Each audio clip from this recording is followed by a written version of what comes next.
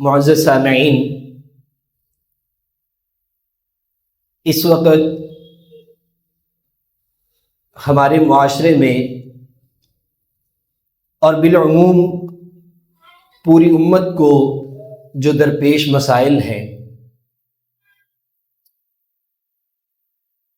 چاہے وہ پاکستان کے حالات ہوں یا دیگر ممالک میں، دنیا کے دوسرے ملکوں میں جہاں پر مسلمان بستے ہیں وہاں کے حالات ہوں، اس میں کوئی شک نہیں ہے کہ ہم ایک مشکل دنوں سے گزر رہے ہیں۔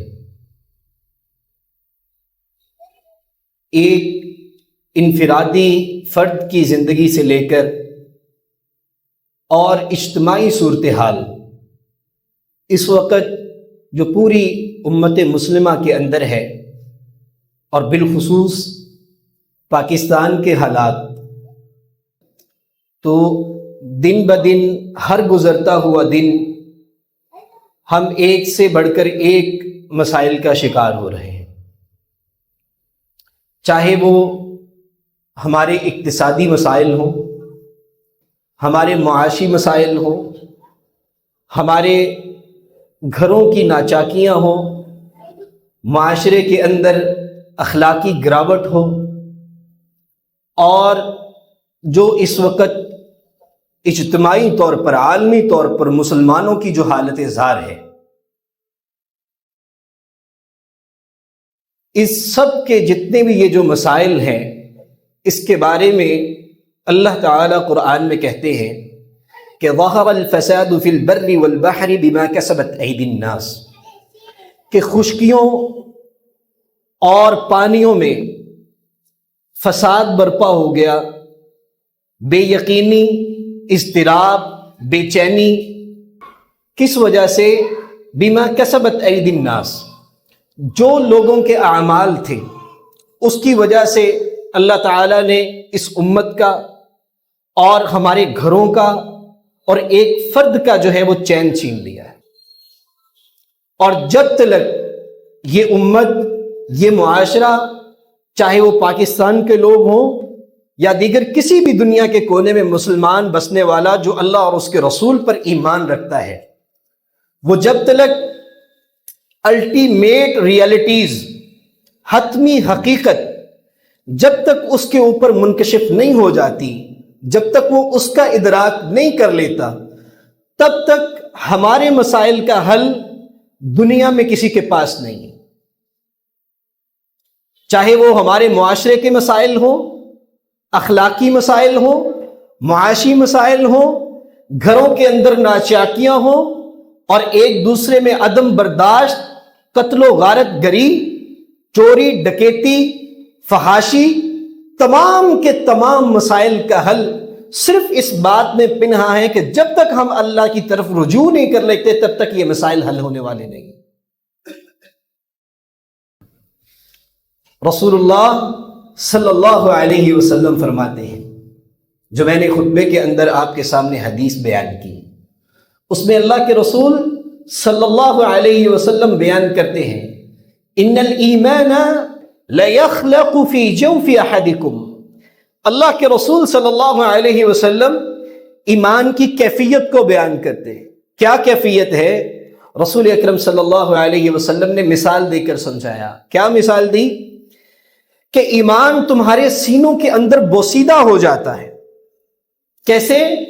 کما یخلق الثوب، آپ دیکھتے ہیں کہ آپ ایک نیا سوٹ خریدتے ہیں، ایک نیا کپڑا خریدتے ہیں، اس کی شائننگ ہوتی ہے، اور جب آپ اس کو زیب تن کرتے ہیں اس میں خوبصورتی ہوتی ہے، لیکن وقت گزرنے کے ساتھ ساتھ اس کپڑے کی جو چمک دمک ہے وہ مان پڑ جاتی ہے، اور ایک دن وہ بوسیدہ ہو جاتا ہے۔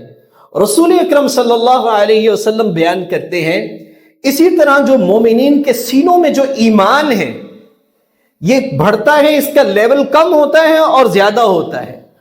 زیادہ کس چیز سے ہوتا ہے؟ کہ انسان جس قدر اللہ کی اطاعت و فرما برداری اور رسول اللہ صلی اللہ علیہ وسلم کی سنت پر عمل پیرا ہوتا ہے، اللہ اس کی ایمان کو اسی طرح روشن کر دیتے ہیں اس کے سینے کے اندر۔ اور جس قدر یہ انسان اللہ کی بغاوتوں پر، معصیت پر رسول کریم صلی اللہ علیہ وسلم کے طریقے کے مخالف اپنی زندگی بسر کرتا ہے تو اللہ اس کے سینے سے ایمان کے نور کو چھین لیتے ہیں، اور اس کے ایمان کا جو درجہ ہے وہ کم سے کم ہوتا چلا جاتا ہے، اور نتیجتاً کیا ہوتا ہے کہ پھر بے چینی اور یہ اضطراب اور یہ ہر قسم کی جتنی بھی بے چینیاں ہیں اس معاشرے کے اندر وہ جنم لیتی ہیں۔ تمام کی تمام سہولتیں اس وقت آپ کے پاس موجود ہو سکتی ہیں، اس وقت مسلم امہ کے پاس بہترین وسائل ہونے کے باوجود اور بہترین ذرائع ہونے کے باوجود اس وقت جو امت مسلمہ کا حال ہے وہ سب پر عیاں ہے، چاہے وہ فلسطین کے مسلمانوں کی صورتحال ہو اور دیگر ممالک کے اندر مسلمانوں کی صورتحال ہو، اور ہمارے اس ملک پاکستان کے اندر کہ یہ اس کا تعلق اللہ کی مشیت کے ساتھ ہے، اور جس نہج پر آج امت مسلمہ کے مسائل کھڑے ہیں اور جس نہج پر اس وقت امت محمد صلی اللہ علیہ وسلم کھڑی ہے، یہ ایک دن کی بات نہیں ہے، نہ یہ ایک مہینے کی بات ہے، یہ سالوں پر محیط سفر ہے کہ جب اس امت میں اللہ کی بغاوت پروان چڑھنے لگی ہے، جب اس امت نے جناب رسول اللہ صلی اللہ علیہ وسلم کے طریقے کو پس پشت ڈالا، اللہ نے ذلت اور رسوائی اس کے مقدر میں لکھ دی۔ یہ اللہ کی سنت ہے کہ جب جو امت اللہ کی باغی ہوگی اللہ کے ہاں اس کی کوئی قدر و قیمت نہیں۔ رسول اکرم صلی اللہ علیہ وسلم فرماتے ہیں لَيَأْتِي الرَّجُلُ الْعَظِيمُ يَوْمَ الْقِيَامَةِ سَمِينٌ وَلَا يَزِنُ عِنْدَ اللَّهِ جَنَاحَ بَعُوضَةٍ۔ رسول اکرم صلی اللہ علیہ وسلم فرماتے ہیں قیامت والے دن ایک توانا شخص کو لے کر آیا جائے گا، وہ جسامت کے اندر بہت بڑا ہوگا، لیکن وَلَا يَزِنُ عِنْدَ اللَّهِ جَنَاحَ بَعُوضَةٍ، اللہ کے ہاں میزان میں اس کا جو وزن ہوگا وہ ایک مچھر کے پر کے برابر بھی نہیں ہوگا۔ کیوں؟ دنیا میں جو مال و عشرت رکھنے والا شخص، سرمایہ رکھنے والا شخص، اصل قیمت ہے میرے اور آپ کے عمل کی۔ کیا فرماتے ہیں رسول اللہ صلی اللہ علیہ وسلم؟ ان اللہ لا ينظر الى صورکم ولا اجسادکم ولكن ينظر الى قلوبکم۔ اللہ رب العزت نہ تمہارے چہروں کی طرف دیکھتے ہیں، ولا اجسادکم، نہ تمہارے جسموں کی طرف دیکھتے ہیں، ولا اموالکم، اور نہ ہی تمہارے مالوں کی طرف دیکھتے ہیں کہ کون کتنا سرمایہ دار ہے۔ نہیں، اللہ کو کون سی چیز دیکھتے ہیں؟ وَلَكِنْ يَنْظُرُ إِلَىٰ قُلُوبِكُمْ، میرے اور آپ کے دل کو دیکھتے ہیں کہ اس کا دل کیسا ہے۔ رسول اکرم صلی اللہ علیہ وسلم سے پوچھا گیا من اکرم الناس یا رسول اللہ، اے اللہ کے رسول، اللہ کے ہاں سب سے عزت مند شخص کون سا ہے؟ فرمایا اتقی الناس، جو اللہ سے زیادہ ڈرنے والا، جو اللہ سے زیادہ ڈرنے والا ہے۔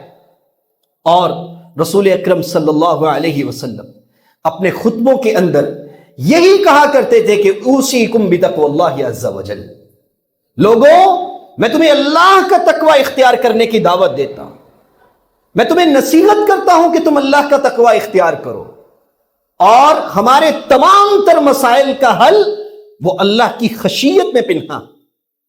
جب تک اس دل کے اندر اللہ کا خوف پیدا نہیں ہو جاتا، وسائل کی بھرمار ہونے کے باوجود کوئی شخص، کوئی ملک، کوئی پالیسی آپ کو ان کرائسس میں سے نکال نہیں سکتی۔ اور ایک خاص حدیث جو کہ اس موقع پر رسول اکرم صلی اللہ علیہ وسلم سے مروی ہے، اللہ کے رسول صلی اللہ علیہ وسلم کے پاس صحابہ آئے، کہا اللہ کے رسول قد غلی السعر فی المدینہ، مدینہ کے اندر مہنگائی بہت ہو چکی ہے، آپ قیمتوں کا تعین کر دیجئے۔ اللہ کے رسول صلی اللہ علیہ وسلم نے فرمایا ان اللہ هو المسعر، اللہ تعالی قیمتوں کو اوپر اور نیچے کرتے ہیں، ان اللہ هو المسعر، اور پھر ساتھ میں فرمایا هو الرزاق، وہی اللہ رزق دینے والا ہے۔ کیا مطلب؟ ظاہری طور پر ہم اس کا انالیسس کرتے ہیں کہ فلاں حکومت تھی، فلاں آ گئی، فلاں حکومت تھی، فلاں آ گئی، قطع نظر اس بحث کے، لیکن اس کے جو پیچھے عنصر ہے، جس عمل سے یہ ساری چیزیں ہو رہی، وہ کون سی ہے؟ میرا اور آپ کا عمل ہے، جس کی وجہ سے میں اور آپ اس دہانے پر آج کھڑے ہوئے ہیں۔ کیوں کہ اللہ نے یہ قرآن میں کہا ہے کہ جو ما اصابک من حسنۃ فمن اللہ، جو آپ کو خوشی ملتی ہے، جو آپ کو راحت ملتی ہے، اور آپ کو جتنی بھی نعمتیں ملتی ہیں، یہ اللہ کی طرف سے ہوتی ہیں۔ وما اصابک من سیئۃ فمن نفسک، اور جو آپ کو پریشانی، بے چینی اور کوئی غم ملتا ہے، یہ میرے اور آپ کے عمل کی وجہ سے ہوتا ہے۔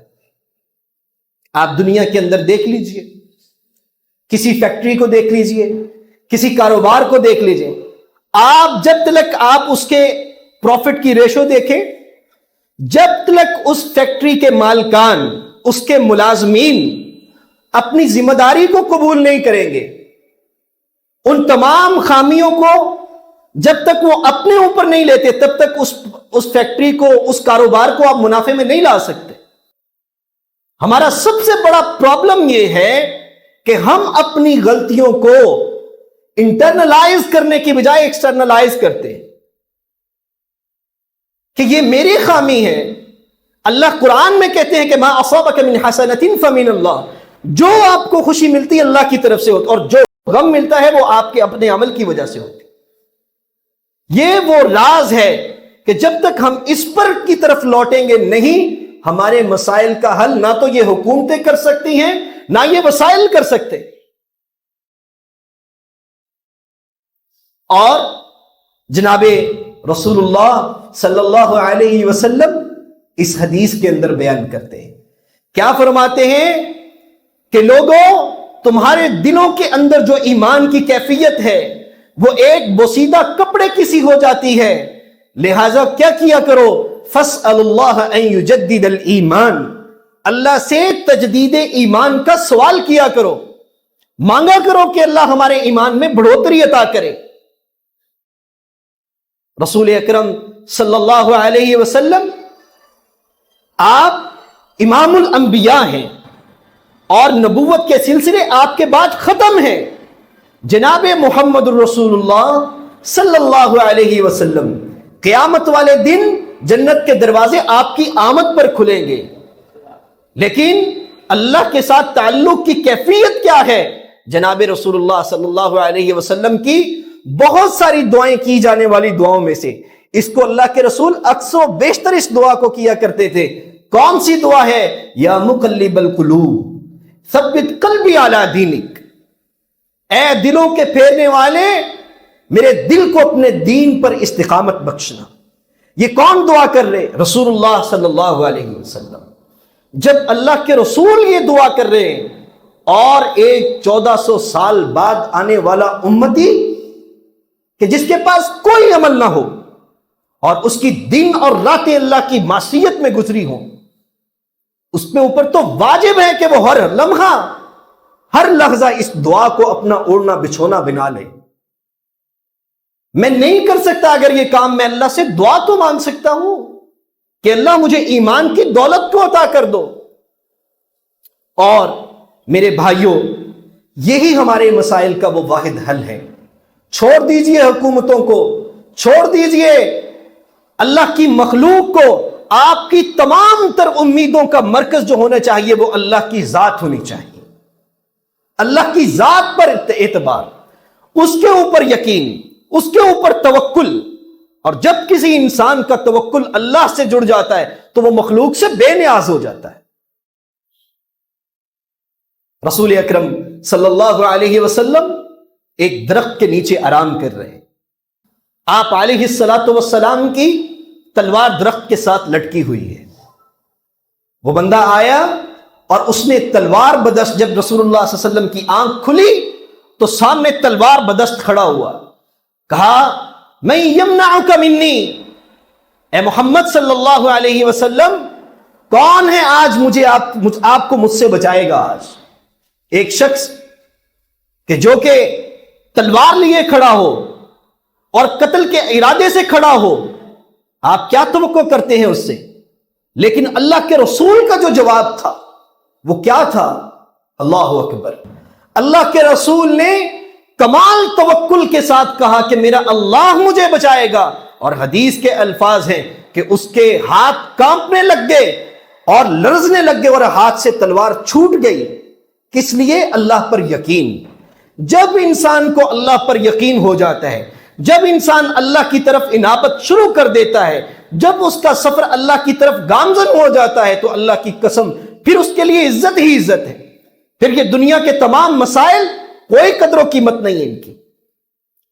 ایک ہی حل ہے میرے بھائی کہ آپ اپنے آپ کو خدا کی دہلیز پر پیش کر دیجئے، رسول اللہ صلی اللہ علیہ وسلم کی سنت پر اپنے آپ کو پیش کر دیجئے۔ ہر زخم کا مرہم میرے محبوب کی سنت، ہر غم کا مداوا میرے آقا کا کریم، ہر مشکل کا حل جو پنہا ہے وہ اللہ اور اس کے رسول کے دین میں ہے۔ اور یہ وہ کتاب جو اللہ نے ہم پر اپنے رسول صلی اللہ علیہ وسلم پر ہمارے لیے نازل کی، اس کے بارے میں اللہ تعالیٰ فرماتے ہیں کہ شفاء لما فی الصدور، یہ مریض سینوں کو، مریض دلوں کو شفا یاب کرتا ہے یہ قرآن، اور وَهُدًى وَرَحْمَةٌ لِّلْمُؤْمِنِينَ، اللہ اپنے ایمان رکھنے والوں پر، جو اللہ پر ایمان رکھتے ہیں، ان کے لیے یہ اللہ کی طرف سے رحمت ہے۔ کیوں پریشان ہو جائے ایک بندہ مسلمان؟ اللہ اکبر، اللہ اکبر! رسول اکرم صلی اللہ علیہ وسلم جب غار کے اندر موجود تھے تو اللہ کے رسول صلی اللہ علیہ وسلم کے صحابی حضرت ابو بکر رضی اللہ تعالی عنہ کیا کہتے ہیں؟ کہتے ہیں اللہ کے رسول صلی اللہ علیہ وسلم، یہ جو آپ ہمارا پیچھا کر رہے ہیں، ہمارے قتل کرنے کے مترادف ہیں، ہمیں ڈھونڈ رہے ہیں، اگر یہ اپنے قدموں کی طرف دیکھیں گے تو ہمیں پا لیں گے۔ اب کیا ہوگا اللہ کے رسول صلی اللہ علیہ وسلم؟ آپ دیکھیں کہ ابو بکر ہیں رضی اللہ تعالی عنہ، لیکن دشمن کا خوف ہے، قتل ہونے کا خوف ہے۔ کہا اللہ کے رسول اب کیا ہوگا؟ لیکن اللہ کے رسول نے جو جواب دیا، اور وہ قرآن نے کیا خوبصورت تعبیر سے اس کو بیان کیا، کہا لا تحزن، ابو بکر غم نہ کرو، ما ظنک یا ابا بکر باثنین اللہ ثالثہما، ابو بکر تمہارا ان دو کے بارے میں کیا خیال ہے کہ جن کا تیسرا اللہ کی ذات ہو؟ تو جب بندہ اپنے رب کی طرف آتا ہے، اپنے خالق کی طرف آتا ہے، تو تب اللہ اس کی تمام مشاکل کو حل کر دیتے ہیں۔ لیکن یہ دنیا کا اور یہ زندگی کا حصہ ہے۔ رسول اکرم صلی اللہ علیہ وسلم نے فرمایا کہ سب سے زیادہ جن لوگوں کی ابتلا کی جاتی ہے، جن لوگوں کو آزمائشوں سے دوچار کیا جاتا ہے، جن لوگوں کا امتحان لیا جاتا ہے، وہ انبیاء کی جماعت ہوتی ہے، وہ اللہ کے انبیاء ہوتے ہیں، کہ اللہ تعالی اپنے نیک اور برگزیدہ بندوں کا امتحان لیتے ہیں۔ اور حدیث میں ہے کہ اللہ کے رسول صلی اللہ علیہ وسلم نے فرمایا کہ بندہ اپنے ایمان کے مطابق، دین کے مطابق اس کی آزمائش کی جاتی ہے۔ جتنا جس قدر انسان کے اندر ابتلا، جتنا اس کا ایمان کا درجہ اوپر ہوتا ہے، اللہ تعالیٰ اس کو آزماتے بھی اتنا ہے۔ اور رسول اللہ صلی اللہ علیہ وسلم نے فرمایا کہ میں خاتم النبیین ہوں، لیکن تمام انبیاء سے زیادہ مجھے آزمایا گیا ہے۔ تو یہ آزمائشیں، یہ تکالیف اور یہ پریشانیاں، اس سے مفر نہیں ہے، لیکن فیصلہ میں نے اور آپ نے کرنا ہے کہ ان کرائسس کے اندر ہم نے کیسے سروائیو کرنا ہے۔ یا تو اللہ کے ساتھ کفر کر کے، یا صبر و شکر کے ساتھ اور اللہ کی مدد اور استعانت کے ساتھ۔ رسول اللہ صلی اللہ علیہ وسلم نے نصیحت کرتے ہوئے کیا فرمایا تھا؟ وَعْلَمْ أَنَّ الْأُمَّةَ لَوْ اجْتَمَعَتْ عَلَىٰ أَنفُسِكَ أَن يَضُرُّوكَ بِشَيْءٍ لَمْ يَضُرُّوكَ بِشَيْءٍ، او میرے صحابی، اگر پوری امت تجھے نقصان پہنچانے کے لیے جمع ہو جائے، ساری دنیا کے لوگ جمع ہو جائیں تمہیں نقصان پہنچانے کے لیے، لم یضروک بشیء، تمہیں کوئی نقصان نہیں پہنچا سکتے ہیں کہ اگر اللہ نے تمہاری قسمت میں وہ لکھا نہ ہو۔ اور پھر فرمایا کہ پوری امت اگر جمع ہو جائے، پوری دنیا کے لوگ جمع ہو جائیں تمہیں فائدہ پہنچانے کے لیے، لیکن اگر اللہ نے تمہاری تقدیر میں وہ فائدہ نہیں لکھا تو یہ نہیں پہنچا سکتے۔ ہم کیا کہتے ہیں نمازوں کے بعد؟ اللہم لا مانع لما اعطیت ولا معطی لما منعت، اے اللہ جس کو تو روک لے اس کو کوئی دے نہیں سکتا، اور جس کو تو دے دے اس کو کوئی روک نہیں سکتا۔ تو میرے بھائی، سب سے بہترین شخص وہ ہے جو ان مصیبتوں کو، ان پریشانیوں کو اللہ اور اس کے رسول کی سنت کے روشنی میں، اس کی بصیرت میں اس کا انالیسس کرے، اپنی پریشانیوں کا اسلام کے اوپر پرکھے۔ اور ہم جس معاشی نظام کے اندر زندگی بسر کر رہے ہیں یہ ایک ظالمانہ نظام ہے میرے بھائی، یہ ظالمانہ نظام ہے، اور اس کی بنیادی فکر یہ ہے کہ کل سے بہتر ہو آج اور آج سے بہتر ہو کل۔ یہ اس نظریے پر کھڑا یہ نظام، یہ میرا اور آپ کا خون چوس لے گا۔ آپ اپنے زندگی کے، جو آپ کا طرز حیات ہے، آپ اس کو جس قدر بلند کرنا چاہیں کر لیں دنیاوی اعتبار سے، لیکن یہ جو نظام ہے یہ بگڑی بنانے والا نظام نہیں ہے میرے بھائی، بلکہ یہ بگڑے ہوئے لوگوں کو، بنے ہوئے لوگوں کو بگاڑنے والا نظام ہے۔ یہ جو کیریئر کی جنگ اس وقت نوجوانوں کا خون چوس لیا ہے، اس جنگ نے یہ کیریئر کے اندیشے، مستقبل کا خوف، اور بدقسمتی کے ساتھ ایک مسلمان اور ایک وہ شخص جو اللہ پر یقین رکھتا ہے اور جو محمد رسول اللہ صلی اللہ علیہ وسلم کو ماننے والا ہے، اس کے ہاں بھی جو کامیابی کا معیار ہے وہی ہے جو مارکیٹ فورسز جس کو کامیابی ڈکلیئر کرتے ہیں۔ کس چیز کو ڈکلیئر کرتے ہیں وہ کامیابی؟ آپ کا لیونگ سٹینڈرڈ، آپ کا طرز حیات جس قدر بلند ہے معاشرے کی نظر میں اتنا ہی وہ کامیاب ہے۔ یہ کیریئر کا فکر میرے بھائی، میرے نوجوان بھائیوں، یہ آپ کا خون تک آپ کی رگوں سے نچوڑ لے گا۔ اور آپ دیکھیں، آپ اپنی گزشتہ زندگی کو دیکھ لیجئے، اگر کسی کی عمر 20 سال ہے، 30 سال، 40 سال، 50، 60، 70، آپ اپنے گزشتہ سالوں کو دیکھ لیں، کہاں گئی وہ زندگی؟ اگر زندگی میں کبھی اچھے حالات تھے اب کہاں پہ ہیں؟ اگر کچھ نعمتیں تھی میری زندگی میں اب کہاں پر ہیں؟ اگر کچھ محبت کرنے والے تھے میری زندگی میں اب کہاں ہیں؟ ساری کی ساری زندگی خواب و خیال اور افسانہ۔ میرے بھائی، اس نظام سے نکلیے اور اقامت دین کو اپنا کیریئر بنائیے، دین کو کھڑا کیجئے اپنے وجود پر، اپنے گھر والوں کے اندر، اپنے دوستوں میں، آپ جہاں کہیں بھی ہیں اللہ کے دین کو کھڑا کرنے کا سوچنے لگ جائیں۔ اللہ کی قسم، اللہ آپ کا کیریئر بھی سنوار دے گا، اللہ آپ کی مشکلات کو بھی آسان کر دے، اور اللہ امت کی، مسلمانوں کی مشکلات کو آسان کر دے گا۔ اس وقت آپ کیا کر سکتے ہیں؟ یہ مجموعی اجتماعی حالات امت کے کیوں ہیں؟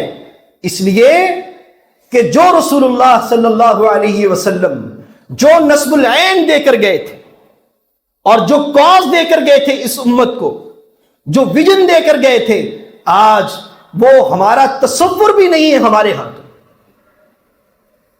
ہم جس نظام کے اندر جی رہے ہیں، وہاں کا تمدن، یہاں کا کلچر، یہاں کی تہذیب، ہمارے ارد گرد کا جو انوائرمنٹ ہے، یہ انسان غیر شعوری طور پر اس سے اثر لیتا ہے، اور یہی چیزیں ہم ان سے اثر لینے کے بعد ہمارا مزاج بنتی، اور پھر مزاج بننے کے بعد انسان اس سٹیج پر پہنچ جاتا ہے کہ انسان پوری دنیا سے تو لڑ سکتا ہے لیکن اپنے مزاج کے سامنے ہار جاتا ہے۔ کیوں؟ کہ آپ جب تک ان کامیابیوں کو، اس حقیقت کو نہ پالیں جو رسول اللہ صلی اللہ علیہ وسلم بتلا کر گئے، جس کاز پر، جس مشن پر، جس نظریے پر جناب محمد الرسول اللہ صلی اللہ علیہ وسلم اور آپ کے صحابہ اکرام نے زندگی بسر کی۔ میرے بھائی معزز سامعین، اللہ رب العزت کے رسول صلی اللہ علیہ وسلم فرماتے ہیں اتق اللہ حیث ما کنت، کہ آپ جہاں کہیں بھی ہوں اللہ کا تقوی اختیار کیجیے، اللہ کا تقوی اختیار کیجیے۔ اور میرے بھائی یہ اللہ کی رحمت ہے کہ اللہ ہمارے اعمال پر فوری گرفت نہیں کرتا۔ اگر اللہ تعالی فوری جزا سزا کا یہ نظام ہو جائے تو اللہ تعالیٰ کہتے ہیں کہ زمین پر کوئی جاندار نہ بچے جیسے ہمارے اعمال ہیں۔ تو اس لیے اللہ کے رسول صلی اللہ علیہ وسلم فرماتے ہیں اتق اللہ حیث ما کنت، آپ جہاں بھی ہیں، آپ اپنے گھر والوں میں ہوں، آپ اپنے کاروبار کے اندر ہوں، آپ اپنے ادارے کے اندر ہوں، آپ سکول کالج یونیورسٹیز کے اندر ہوں، جہاں کہیں بھی ہو، اتق اللہ حیث ما کنت۔ آپ کی چال ڈھال سے، آپ کے اٹھنے بیٹھنے سے اور آپ کے معاملات سے اور لوگوں کے ساتھ ڈیلنگ سے پتہ چلنا چاہیے کہ یہ بندہ اللہ اور اس کے رسول پر ایمان رکھنے والا بندہ ہے۔ اور اگر میں اللہ کے رسول کی بغاوت کر کے اور اللہ کی بغاوت کر کے اگر میں کچھ سرمایہ کما بھی لوں، میں نام کما بھی لوں، میں عزت کما بھی لوں، اور لوگ میرے خوف سے، میرے شر کے خوف سے میری عزت بھی کرنے لگ جائیں، تو کیا حیثیت ہے میری اور آپ کی اللہ کے ہاں میرے بھائی؟ ایک بندہ جو اللہ اور اس کے آخرت کے دن پر ایمان رکھتا ہے، اس کا طرز حیات یہ ہوتا ہے۔ آج ہمارے معاشرے کے اندر میرے بھائی جس شخص کے دل میں اللہ کا خوف نہیں ہے، نہ تو وہ اچھا کاروباری بن سکتا ہے، نہ وہ اچھا خامد بن سکتا ہے، نہ وہ اچھا باپ بن سکتا ہے، نہ وہ اچھا طالب علم بن سکتا ہے، وہ اس نظام کے لیے ایک فسادی آدمی بنے گا میرے۔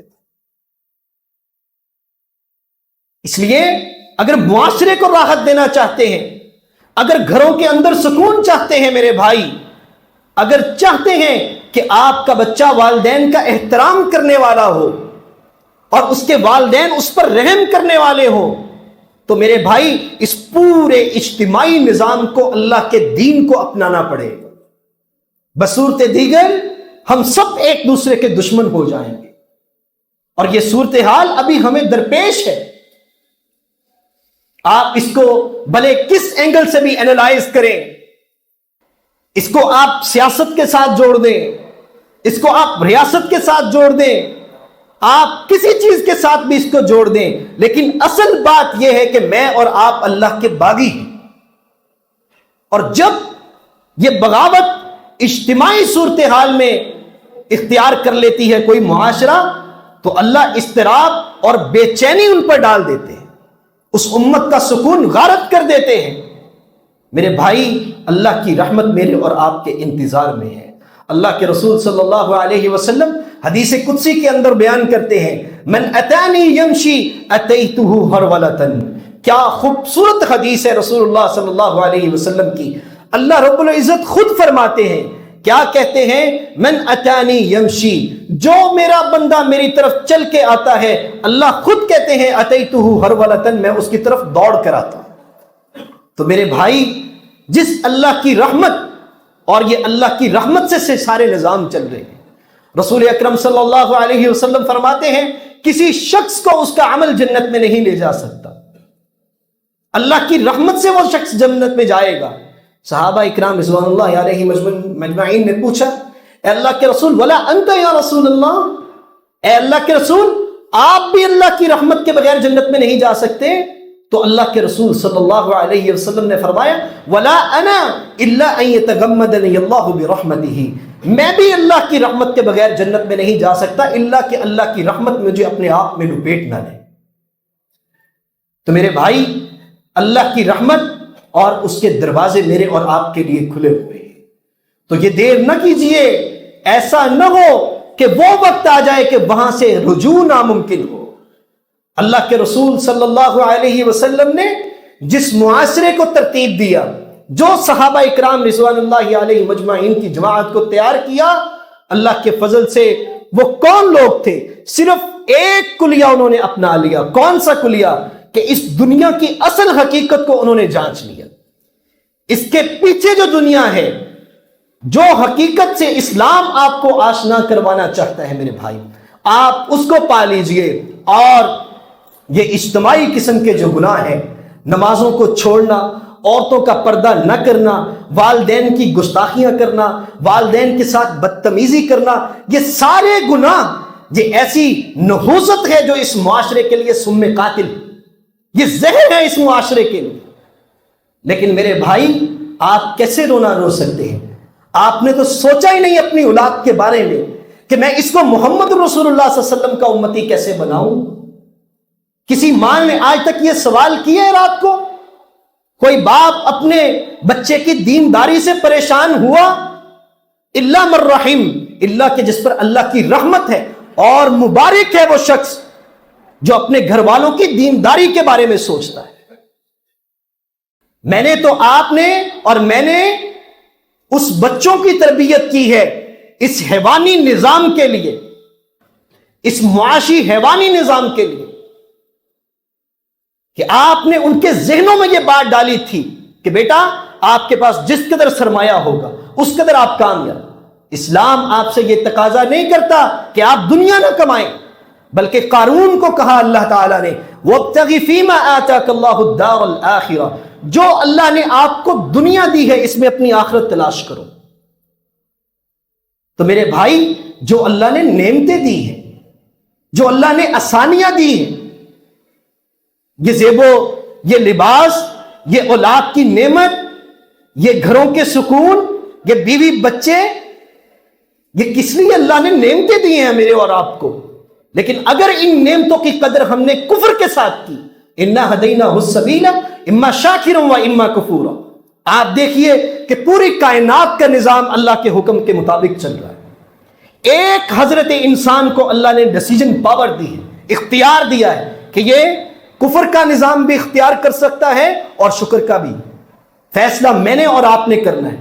آپ کی زندگی کا جو بھی اسٹیٹس ہے، آپ کے گھر والوں کا جو بھی اسٹیٹس ہے، آپ کی زندگی کا جو بھی درجہ ہے، اور آپ جیسے بھی اپنی زندگی کے اندر رچے اور بسے ہوئے ہیں، نکلیے ان حالات سے، ذرا ایک دفعہ اپنے آپ کو اللہ کے حضور پیش کر کے دیکھیے۔ اس کے بعد چاہے آپ کی دامن میں دنیا کی کوئی نعمت ہے یا نہیں ہے، بھلے آپ ایک جھونپڑی میں رہتے ہو، اللہ کی قسم آپ عزت مند ہیں اور آپ کامیاب ہیں۔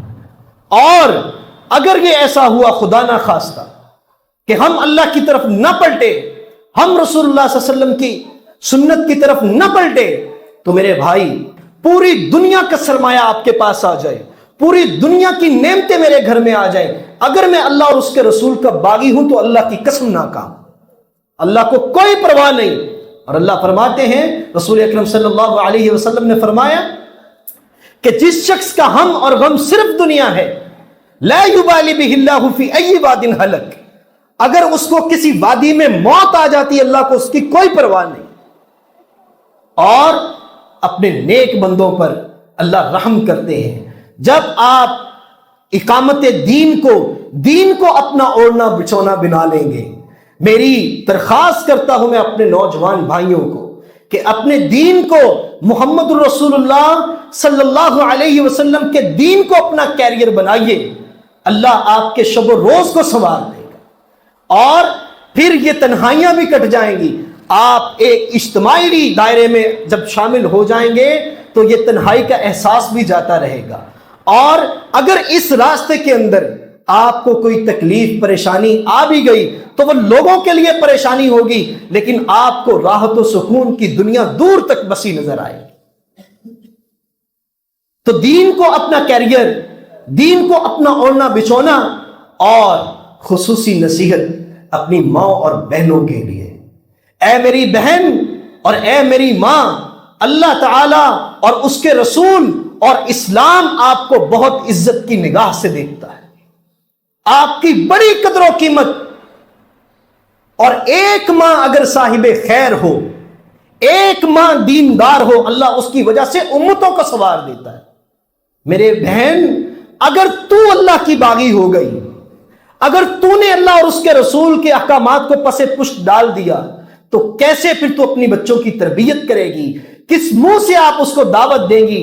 اور جو والدین اللہ کے باغی ہیں، جو ماں اللہ کی باغی ہے، جو باپ اللہ کا باغی ہے، میرے بھائی آپ اپنے بچے کو دعوت دین دے سکتے ہیں؟ صحابہ اکرام رضوان اللہ علیہم مجمعین وہ جہاں کہیں بھی جاتے تھے تو کہتے تھے کونو مثلنا، میری طرح ہو جاؤ، ہماری طرح ہو جاؤ۔ ہمارے اندر کون ہے جو اپنے کریکٹر کو سب سے پہلے سامنے رکھے؟ کیا ہم یہ دعوت، آج ہم اپنے بچوں کو یہ دعوت نہیں دے سکتے؟ کیوں کہ ہم سب کے سب مجرم ہیں۔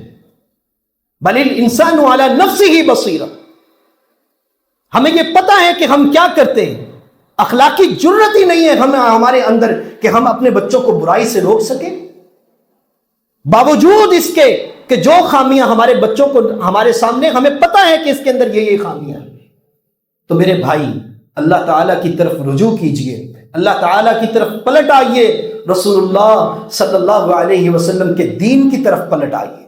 اور جب آپ اللہ کے رسول کی سنت کے ساتھ تمسک، دین کے ساتھ تمسک، اللہ کی کتاب کے ساتھ تمسک اختیار کر لیں گے تو اللہ کی قسم آپ کی وجہ سے، آپ کی اور میری وجہ سے اس پوری امت پر رحمت آئے گی۔